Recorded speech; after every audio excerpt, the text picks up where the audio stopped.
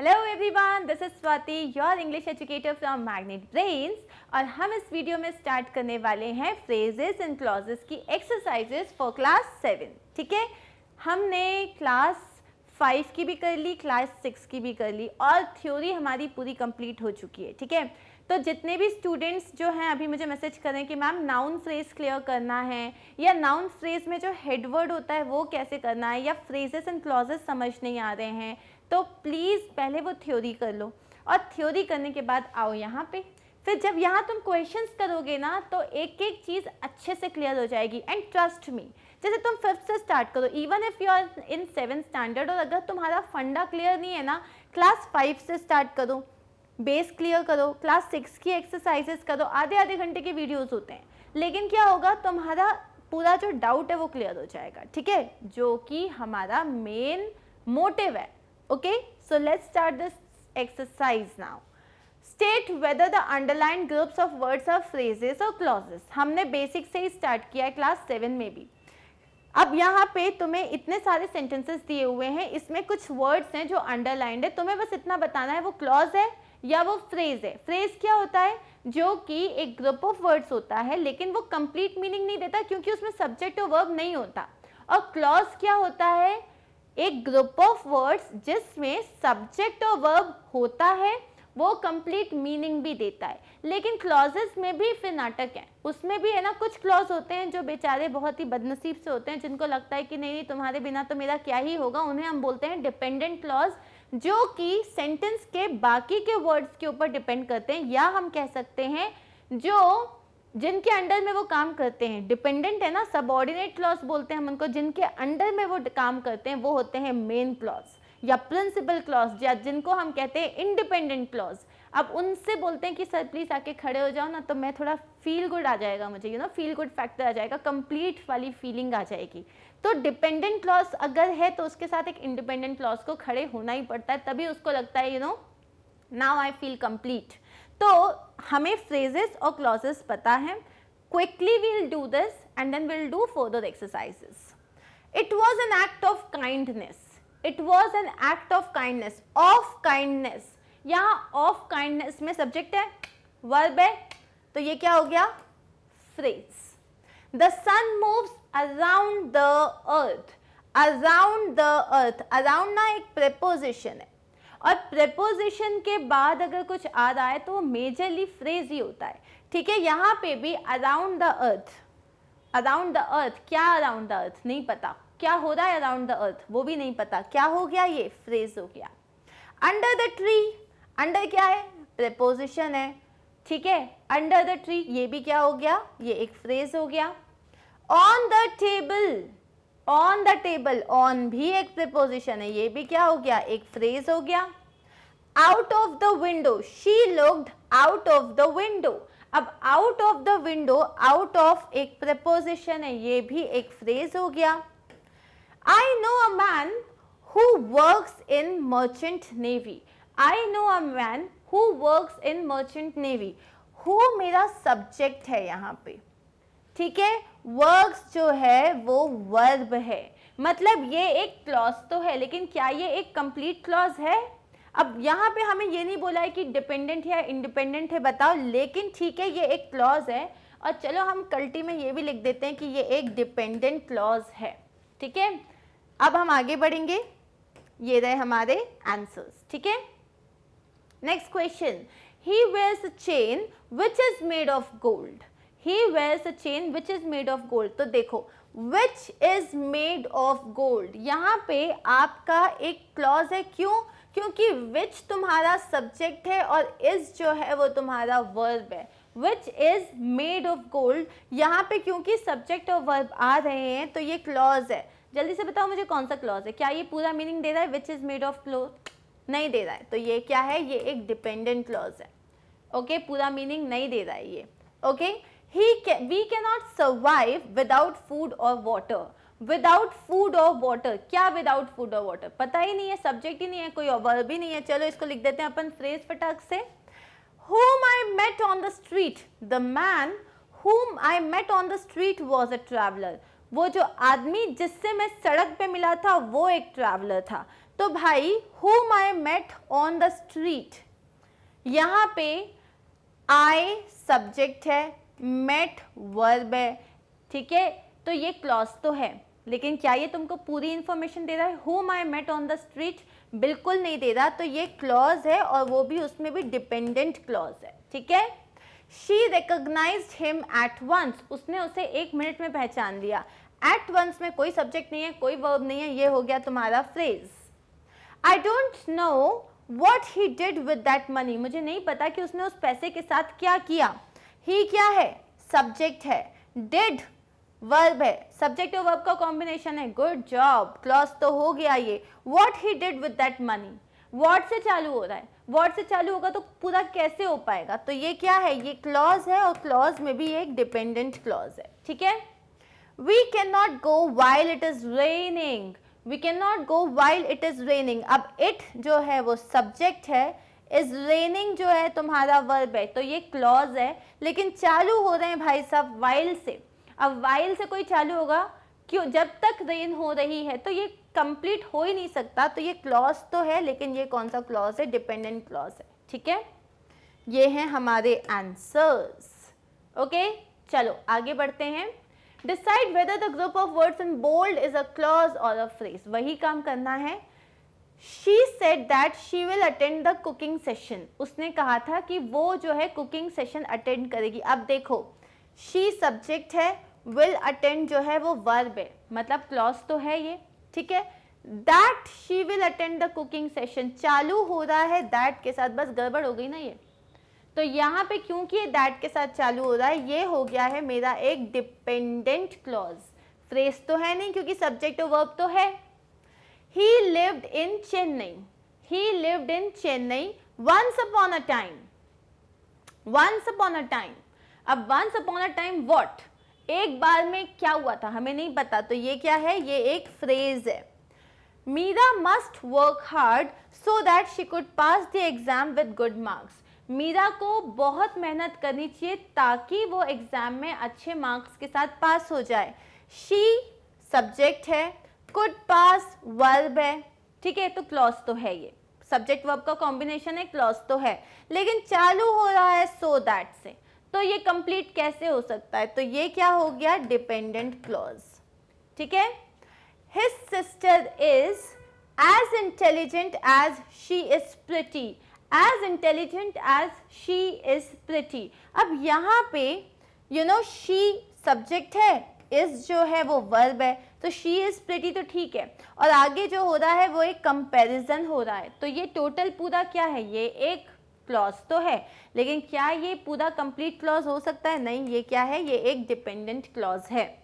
Mohit could not come, मोहित नहीं आ सका because he was busy, क्योंकि वो बिजी था।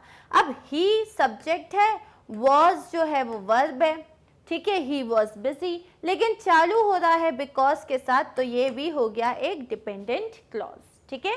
क्लियर? नेक्स्ट क्वेश्चन देखते हैं। In the following sentences, state whether the underlined part is a phrase or a clause। फिर हम वही क्वेश्चन करेंगे। ये मैं एक ही तरीके के इतने क्वेश्चंस क्यों दे रही हूँ? वो इसीलिए मैं दे रही हूँ बिकॉज हर क्वेश्चन अलग है, हर क्वेश्चन अलग तरीके से स्टार्ट होता है। कोई इम्पेरेटिव सेंटेंस है, कोई इंटरोगेटिव सेंटेंस है, तो आपको प्रैक्टिस करनी है ना, तभी तो हम ये एक्सरसाइजेस कर रहे हैं। Okay, in spite of the heavy rains we reached on time. In spite of the heavy rains, heavy rains के बावजूद, अब इन स्पाइट जो है ये एक प्रेपोजिशन है, ठीक है, in spite of the heavy rains, तो यहाँ पे, और ये कंजंक्शन की तरह भी एक्ट करता है, बेसिकली आप इसको कंजंक्शन ही मान के चलो। तो in spite of the heavy rains, तो यहाँ पे तुम्हारे पास इसमें क्या है? वर्ब दिख रहा है? नहीं दिख रहा है। सब्जेक्ट है? नहीं है। In spite of the heavy rains, ये हो गया आपका एक phrase. Cool? Next question. She passed her test because of a teacher. उसने अपना टेस्ट पास कर लिया, क्यों? Because of her teacher, because of her teacher. Again because क्या है? ये एक कंजंक्शन है, ठीक है। अब बिकॉज ऑफ हर टीचर, यहाँ पे ये क्या हो गया पूरा का पूरा? What is it? हम इसका आंसर देख लेते हैं। ये क्या है? Because of her teacher. ये बिकॉज ऑफ हर टीचर एक फ्रेज है, क्योंकि इसमें कोई सब्जेक्ट नहीं है, कोई ऑब्जेक्ट नहीं है। अब है she failed her exams because she had a bad teacher, उसने अपने एग्जाम्स वो जो है फेल कर गई, क्यों? क्योंकि उसकी टीचर खराब थी। बिकॉज शी हैड है, अब देखो शी सब्जेक्ट है और हैड जो है ये तुम्हारा वर्ब है, तो अब ये फ्रेज नहीं है, अब ये क्लॉज है, लेकिन ऑब्वियसली ये एक जो है डिपेंडेंट क्लॉज है, ठीक है।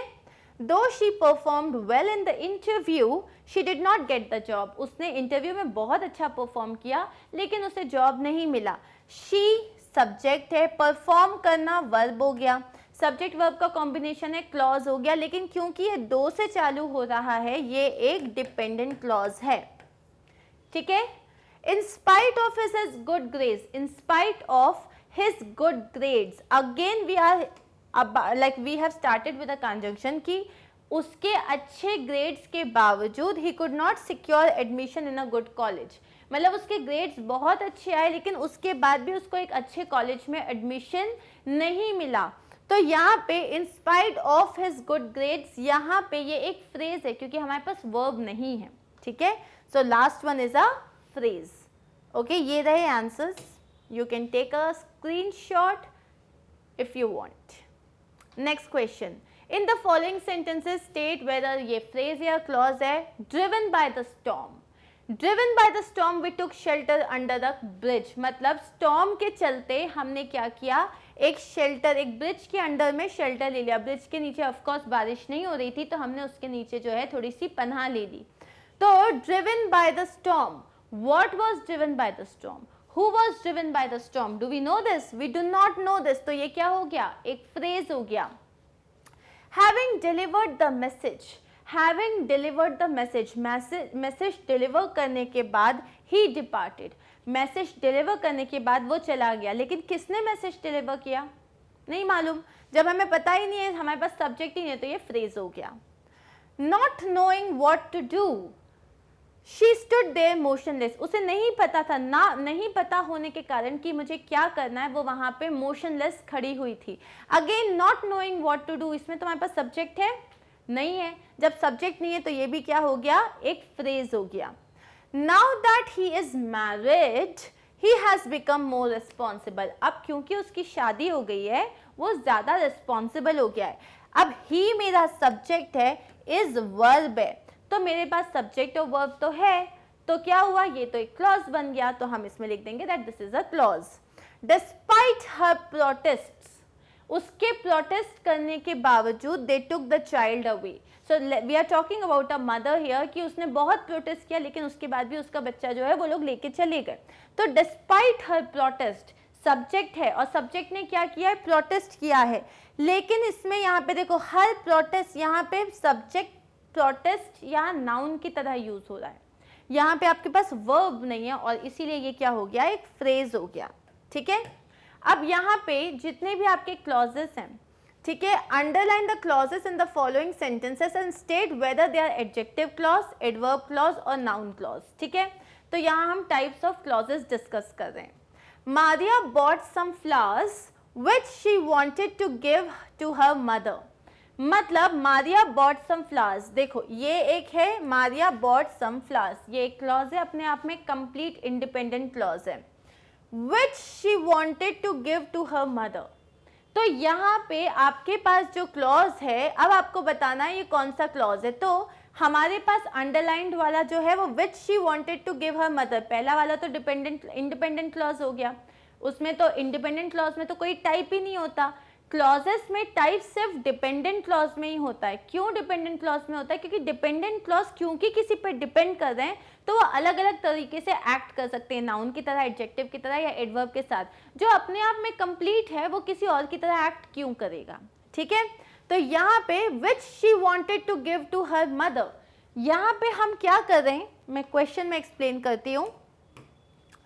हम फ्लावर्स को डिस्क्राइब कर रहे हैं, कौन से फ्लावर्स की बात हो रही है, फ्लावर्स की बात हो रही है जो कि वो अपनी मदर को देना चाहती थी। तो क्योंकि हम नाउन को डिस्क्राइब कर रहे हैं, वो एडजेक्टिव की तरह एक्ट कर रहा है, ये क्या हो जाएगा, एडजेक्टिव क्लॉज हो जाएगा, okay. Next question, I don't know the reason why she hates me, I don't know the reason why she hates me, ये एक क्लॉज है, ये एक डिपेंडेंट क्लॉज है। अब आपको ये बताना है कि you know why she hates me कौन सा क्लॉज है। अब I don't know the reason. अब रीजन के बारे में हम बता रहे हैं कि रीजन के बारे में एक्सप्लेन कर रहे हैं, व्हाई शी हेट्स मी। तो यहाँ पे आपका क्योंकि ये जो है आप बता रहे हो, आप रीजन के बारे में बोल रहे हो। I don't know the reason this, मैं ये रीजन नहीं जानती, ये है वो reason. Why she hates me, ये रीजन है ना, दिस इज योर रीजन। तो ये एक थिंग की तरह एक्ट करेगा, ये नाउन की तरह एक्ट करेगा, ये हो जाएगा आपका एक noun clause. Okay, next question. He drove fast so that he might reach the airport in time, so that, अब उसने क्या किया, he drove fast, उसने जोर से गाड़ी चलाई, he drove fast, क्यों चलाया, so that he might reach the airport on time। अब उसने कोई काम किया, क्यों किया, why did he do this। अब तुम क्योंकि क्वेश्चन को, कौन से क्वेश्चन को आंसर कर रहे हो, why he did that, तो ये हो गया एक एडवर्ब क्लॉज। एडवर्ब क्लॉज कौन कौन से क्वेश्चंस को आंसर करता है, कोई काम आपने क्यों किया, कब किया, कहाँ किया, कैसे किया।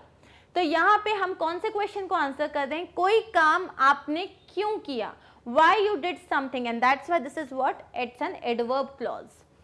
नेक्स्ट क्वेश्चन है, the professor was speaking so softly that we could not hear him at all। Professor जो थे वो इतने धीरे बात कर रहे थे कि हम उन्हें सुन ही नहीं पाए।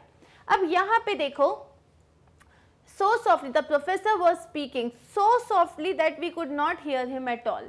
so softly, अब यहाँ पे हम so softly भी हटा देते हैं, okay, that we could not hear him at all। तो अब यहाँ पे ये क्या है, वो कैसे बात कर रहे थे, वो इतना धीरे बात कर रहे थे कि हम जो थे बिल्कुल सुन ही नहीं पाए। स्पीक कर रहे थे, कैसे बोल रहे थे, so that we could not hear him at all। Again यहाँ किस चीज की बात हो रही है, यहाँ पे बात हो रही है किस तरीके से कोई काम किया जा रहा था। ठीक है, तो क्योंकि ऐसे बात कर रहे थे कि हम बिल्कुल सुन ही नहीं पाए, तो वो हो गया आपका adverb clause. The gardener said that all the plants had been pruned neatly, मतलब गार्डनर ने बोला कि जितने भी आपके प्लांट्स हैं उनकी छटाई और कटाई एकदम नीटली हो गई है। प्रून्ड का मतलब क्या होता है, छटाई कटाई जो आप करते हो वो एकदम अच्छे से की जा चुकी है। The gardener said that all the plants had been pruned neatly. ठीक है, अब यहाँ पे सेंटेंस किससे स्टार्ट हो रहा है, अगेन दैट से स्टार्ट हो रहा है। गार्डनर ने क्या बोला, कोई चीज थी जो उसने बोली। ठीक है, तो ये क्या हो जाएगा, ये एक नाउन क्लॉज हो जाएगा। Okay, next question. The angler said that he hadn't caught any fish that morning. Angler ने क्या बोला, एंगलर मतलब वो लोग जो होते हैं ना जो फिश को पकड़ने के लिए जाते हैं, फिशरमैन जो होते हैं, उसमें भी एंगलर्स होते हैं जो लोग वहाँ पे पूरा बिछाने का काम करते हैं ऑल। तो एंगलर ने क्या बोला कि उसने एक भी फिश नहीं पकड़ी। Said that he hadn't caught any fish that morning. उसने एक भी फिश उस मॉर्निंग में नहीं पकड़ी। उसने बोला, उसने क्या बोला, नाउ व्हाट डिड ही से। ठीक है, तो यहाँ पे हम क्या बोल रहे हैं, he said this, he said that, तो ये क्या हुआ, नाउन क्लॉज हो गया, because he said something, it's a thing and that's why it's a noun. I wonder if she was free. मैं सोच रहा हूँ क्या वो फ्री थी। I wonder if she was free, if she was free. ठीक है, if she, like you are wondering, आप काम कर रहे हो, वर्ब क्या है आपका, वंडर कर रहे हो। क्या वंडर कर रहे हो, what are you wondering, if she was free, तो ये क्या हो गया, व्हाट, क्योंकि ये क्वेश्चन कौन से क्वेश्चन को आंसर कर रहा है, व्हाट को आंसर कर रहा है। What are you wondering, you are wondering if she was free, ये हो गया noun clause. Though he did not receive formal schooling, he is clever and industrious। उसकी कभी भी फॉर्मल स्कूलिंग नहीं हुई, मतलब उसने कभी भी वो प्रॉपर स्कूल में नहीं गया। फॉर्मल स्कूलिंग का मतलब होता है जैसे हम एक इंस्टीट्यूशन में जाते हैं, एक स्कूल में जाते हैं और हम प्रॉपरली KG 1 से लेके नर्सरी से लेके क्लास 12 तक पढ़ते हैं। ठीक है, उसको आप बोलते हो फॉर्मल स्कूलिंग। लेकिन उसकी कभी नहीं, उसके बाद भी ही इज क्लेवर एंड इंडस्ट्रियस। ठीक है, तो यहाँ पे हमारा जो दिस इज आर क्लॉज जिसके बारे में हमें बताना है। Though he did not receive formal schooling, he is clever and industrious. Why, अब यहाँ पे क्वेश्चन क्या है, दो ही इज नॉट, तो ये जो है ये आपका एडवर्ब क्लॉज है। क्यों है ये आपका एडवर्ब क्लॉज, मतलब वैसे उसने जो है ही हैज नॉट रिसीव्ड, उसके बाद भी ठीक है, though he has not receive, उसके बाद भी वो कितना इंटेलिजेंट है। Why is he intelligent, how is he intelligent, क्योंकि हम इन क्वेश्चंस को आंसर कर रहे हैं। ये हो गया एक adverb clause. The boys who misbehaved in the class were suspended. The boys who misbehaved in the class, ठीक है, who misbehaved in the class, who misbehaved in the class. अब यहाँ पे हम किसके बारे में बात कर रहे हैं? लड़कों के बारे में बात कर रहे हैं जिन्होंने क्लास में मिसबिहेव किया था, ठीक है। तो हम क्या बोलेंगे, ये एक एडजेक्टिव क्लॉज है, क्योंकि हम यहाँ पे लड़कों के बारे में बता रहे हैं, सब्जेक्ट के बारे में बता रहे थे हम वहां पे। He who laughs last laughs best, he who laughs last laughs best. Okay, ये जो है ये एक अलिट्रेशन है, बेसिकली टंग ट्विस्टर्स कहते हैं।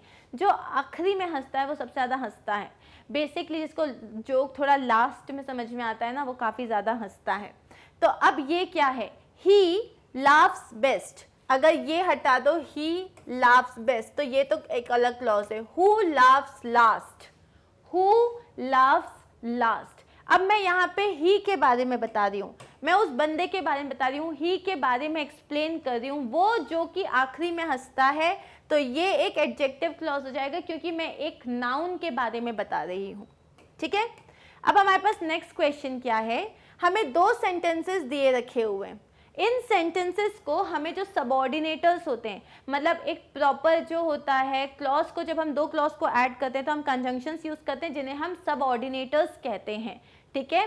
तो इन दोनों को हमें ऐड करके एक नया सेंटेंस फ्रेम करना है, जैसे कि I am reading a book at the moment, it is very interesting. जो बुक मैं अभी रीड कर रही हूँ वो बहुत इंटरेस्टिंग है, बन गया एक single sentence.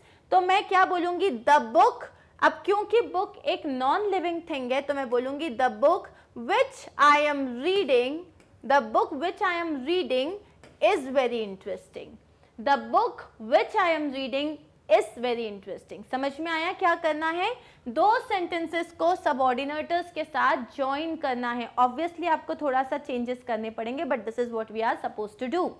The sweets are delicious, जो मिठाइयाँ हैं वो बहुत टेस्टी हैं।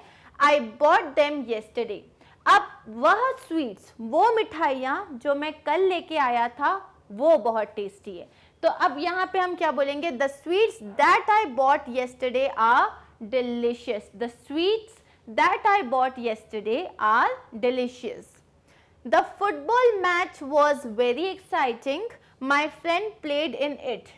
ठीक है, वो जो फुटबॉल मैच जिसमें मेरे दोस्त ने खेला था वो बहुत एक्साइटिंग था, ठीक है। वो football match, the football match जिसमें मेरे दोस्त ने खेला था, तो मैं इसमें क्या बोलूँगी, the football match which my friend played, जिसको मेरे दोस्त ने खेला था, which my friend played was very exciting, ठीक है। तो हमें इसको पूरा, हमें अगर दो लोगों को मिलाना है तो हम ये नहीं बोलेंगे the football match was very exciting which my friend played in it, बिल्कुल नहीं।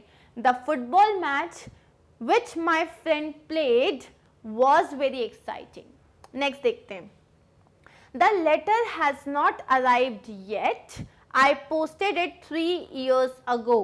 जो लेटर है वो अभी भी नहीं पहुंचा है, इट हैजंट अराइव्ड येट, मैं उसे 3 साल पहले पोस्ट कर चुका हूं।